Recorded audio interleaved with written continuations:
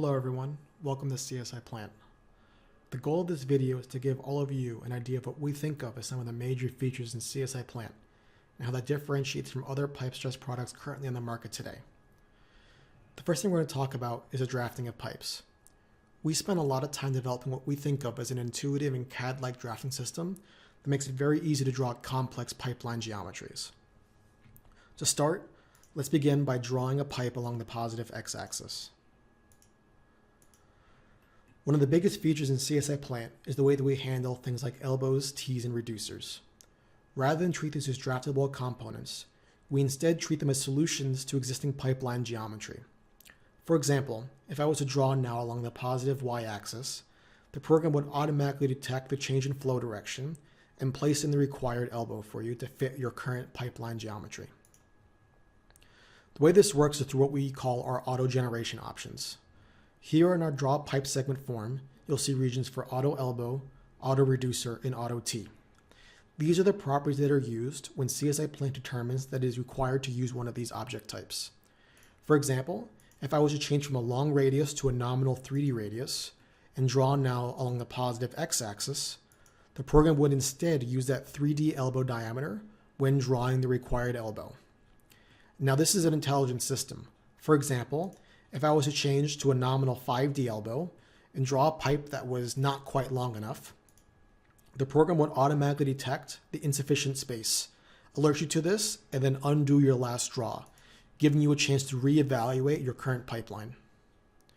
The same thing is true with tees. For example, if I was to draw along the positive x-axis, then start drawing from this mesh location along the negative y-axis, the program would automatically detect the branch and place in the required tee for you based on your auto tee options. CSiPlant allows you to draw not only from mesh locations, but from non-mesh locations as well.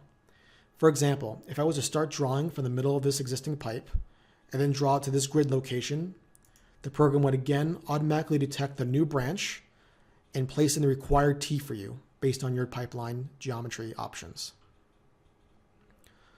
Now the same thing is true with reducers. For example, if I go to the define pipe section form, create a new pipe size that's say larger at 2 feet, then create a new pipe property set that uses that pipe section, and finally draw a new pipeline that uses that pipe property set along the positive x-axis, the program will automatically detect the change in pipe size and place in the required reducer for you automatically. On top of our pipe objects, CSiPlant also offers a wide range of supports. Drawing supports is extremely simple. After opening up the Draw Support form, we can click on any mesh location of the model or any location along any existing object, including frames and elbows. For example, as I move along this elbow, it tells me the distance to the previous mesh location, and I can click at any location to draw the support. Or I can place in a value directly to draw the support at that exact location. For example, if I was to put in 11 feet and press enter, that's where the support will be drawn. Like I said, we offer a wide range of support types, including guides, anchors, line stops, vertical stops, hangers, snubbers, and spring hangers. As I mentioned earlier, these supports can be drawn not only on existing pipe objects, but on elbow objects as well. For example, as I move along this elbow, you can see that it's snapping to a given percent along that length of the elbow. Again, I can click anywhere to draw the object, or I could put in a percent directly. For example, 45%. On top of our support objects, CSiPlant also offers a flange and valve element. Drawing a valve or flange is extremely simple. Again, they can be drawn in any mesh location or anywhere along any existing object. The program will automatically determine if there's sufficient space for that component and warn you if there is not. Drawing a flange allows you to choose not only the flange property, but whether the flange should be located at the I side, the J side, or both. This makes drawing things like flanged elbows extremely simple. For example, if I was to draw with I side only and a start object offset reference and click on the J side of this existing elbow, I will automatically create a flanged elbow. CSiPlant allows you to draw not only in 3D, but 2D as well. If I instead change to a 2D view, I can again open up the Draw menu and draw freely in this view.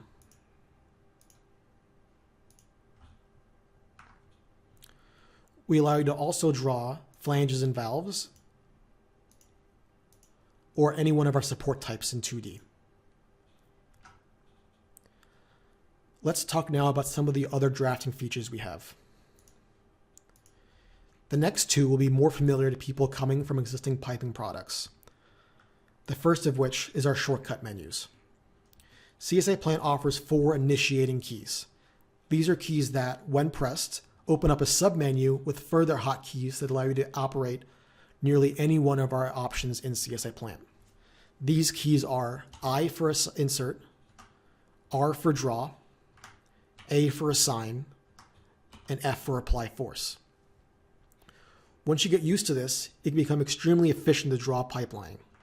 For example, if I wanted to draw some pipe, I could do RQ to draw. Then to assign some anchors, I could do AA. If I wanted some guides, I could do RG. And finally, to draw some pressure loads, I could do FR.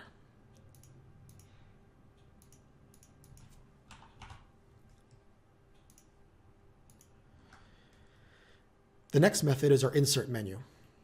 If I start with an existing joint, I can then go to the Insert Pipe Segment form. Notice this opens a form with many different insert options. We can insert anything from points, pipes, flanges, valves, supports, and one joint links.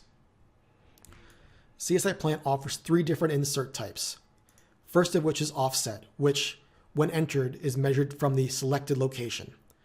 CSiPlant allows you to insert from multiple points simultaneously. The next method is along length, which uses the previous pipe's direction to determine which direction the new pipe should be drawn. The final method is from origin, which is measured from the origin of the model. Let's start by drawing a pipe along the positive x-axis 5 feet.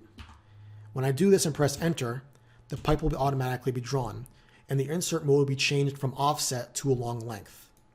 This means I can do things like draw 3 guides every 6 feet on center. Now, what differentiates CSiPlant from other products is our ability to draw inclined pipe. For example, if I draw another piece of pipe for 6 feet, I can then very easily draw inclined. To do this, I switch back to the offset method and insert, say, 5 feet in the x direction and 3 feet in the z direction. When I press enter, the inclined pipe will be drawn, and my method for insert will again be switched to a long length. Now, this makes it very easy to draw, for example, inclined supports. So if I wanted to draw 3 more guides every 6 feet on center, I can do so without any rotations in the model. Notice that not only is the pipe inclined, but the supports are automatically aligned to the inclined pipe as well. The final method for drawing is our keyboard techniques. So, for example, if I was to open up the draw pipe form and snap to nothing in the model like I am right now, I can enter in absolute locations via the keyboard. For example, I could put in 0, 0, 0 and start drawing from the origin. If I wanted to then draw along the positive x-axis, I could put in 10, 0, 0, and the pipe will be drawn to that location. If instead I'm snapped to an object, be it a joint, pipe, or anything, the method that I use here is now an offset technique. So for example, if I want to draw vertically downward, I could put in 0, 0, -10, and the pipe will be drawn downward for you automatically. With these 4 different drafting techniques combined, it makes it very easy to draw complex pipeline geometries in CSiPlant. Let's talk now about the various load case types supported by CSiPlant. If I go to the Define load case form, we can see a number of them are already defined. CSiPlant currently offers linear static, nonlinear static, combinations, modal eigen, modal Ritz, response spectrum, buckling, and linear and nonlinear time history analyses. One of the biggest features about CSiPlant is our ability to run sequential analyses. For example, here I have a gravity condition load case set to currently run at ambient conditions, which is then sequenced to a temperature and pressure load case, and then finally will be sequenced to a shutdown case where the pipelines return to ambient conditions. If I take a look at our existing pipeline, we can see we have anchors on either side and a number of vertical stops along the length. The vertical stop is currently set to not allow downward motion, but to allow transverse and upwards motion. Additionally, the vertical stop is currently set to provide friction, meaning that any elongation that happens along its length will provide friction opposing this direction. If I now look at the results of the support reactions at this anchor for both the shutdown and gravity case, we can see the effect that load sequencing has on the results of the model. Here we see that the X reaction for the gravity case is roughly 0 kips, while the X reaction for the shutdown case is roughly 24 kips. This load would have been lost if not for the proper load sequencing available in CSiPlant. On top of this, CSiPlant also offers the ability to run full P-delta large displacement analyses and buckling analyses, which again allow for more exact answers for complicated pipeline geometries. Another great feature in CSiPlant is our ability to run coupled analyses. To illustrate this, let's draw a simple pipeline model. If I was to start drawing a pipe along the positive x-axis, and then draw a simple portal frame, I can then assign reaction restraints to these joints and these. And finally, I can draw a guide on the existing pipeline. If I was to run this model as is, these two systems would be completely decoupled and have no effect on one another. However, CSiPlant makes it very easy to assign a connection between any support and any other object in the model. To do so, let's go to the Assign, Support, Connection menu.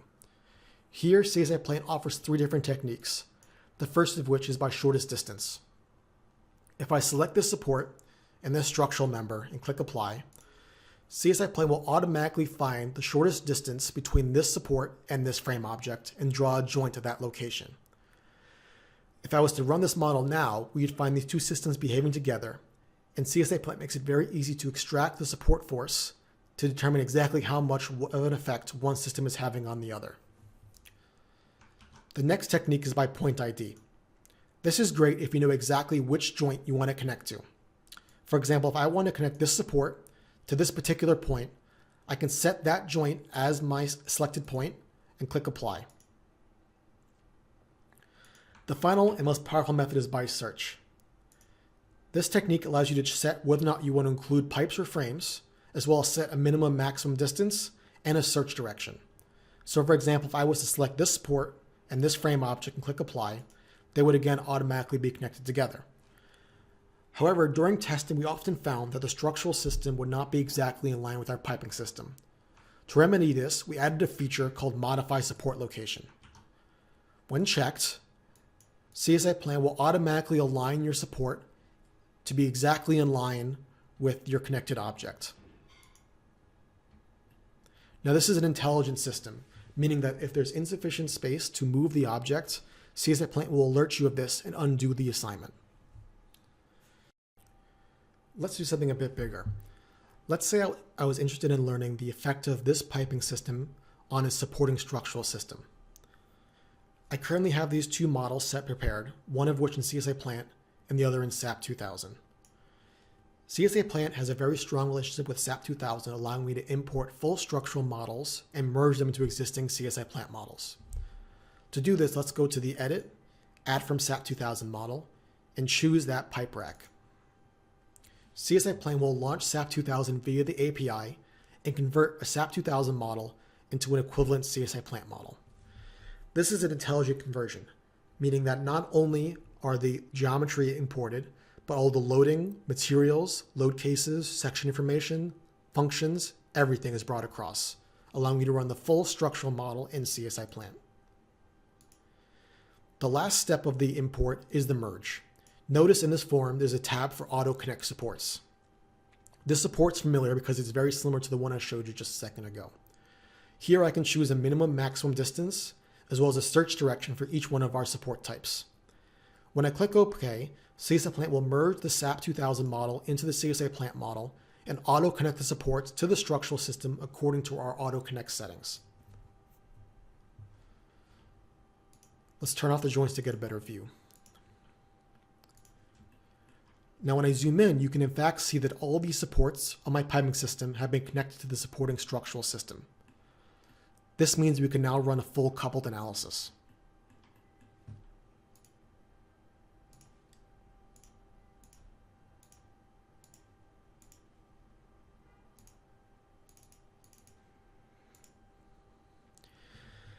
Again, CSiPlant makes it very easy to extract these support forces out to determine exactly how much an effect one system has on the other.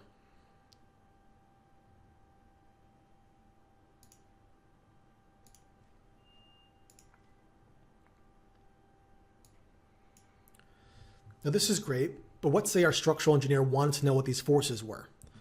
My current approach would be to export the support reaction table to Excel, email that to my structural engineer, and then they would copy by hand all those support forces into SAP 2000. This is both a time-consuming and error-prone process. To combat this, CSiPlant offers a solution via our support reaction export requests. This allows me to choose any number of load cases I want to export to SAP 2000, for example, gravity.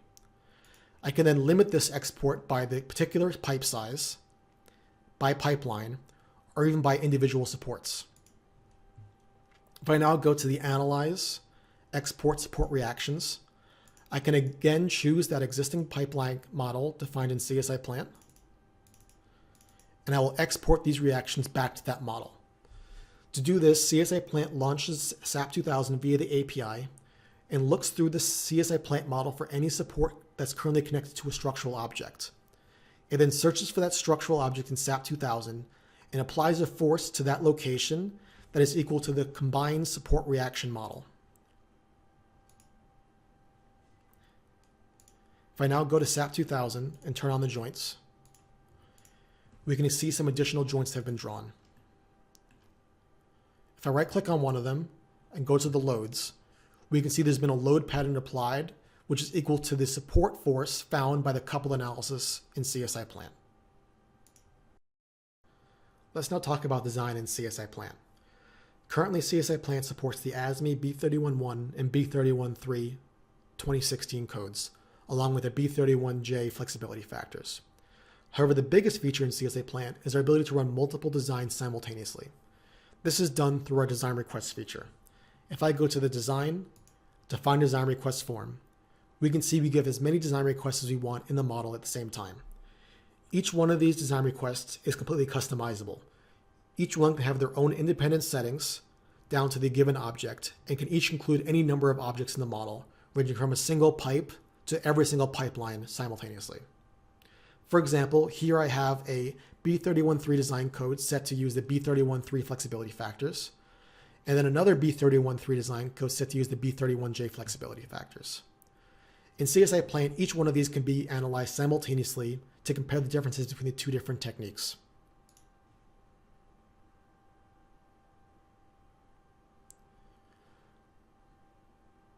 On top of a wide range of tables, CSiPlant also offers a comprehensive set of reports that can be, again, customized to include a single object or every object included in that design request.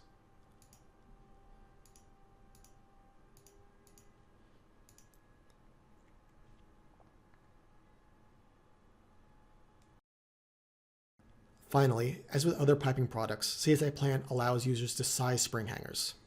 When combined with our design request feature, each spring hanger size can be customized to your current need. For example, each design request can be set to use a given max variation, and each variation can be overridden on a spring hanger by spring hanger basis for each design request in your model.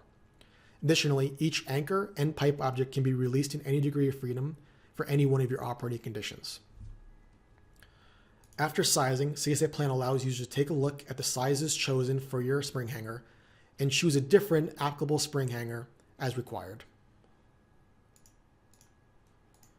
Once sized, these spring hangers will then be used in all subsequent design analyses. Thank you for watching. Please check out our website at www.csiamerica.com for more information, and stay tuned for additional videos explaining the various features of CSiPlant.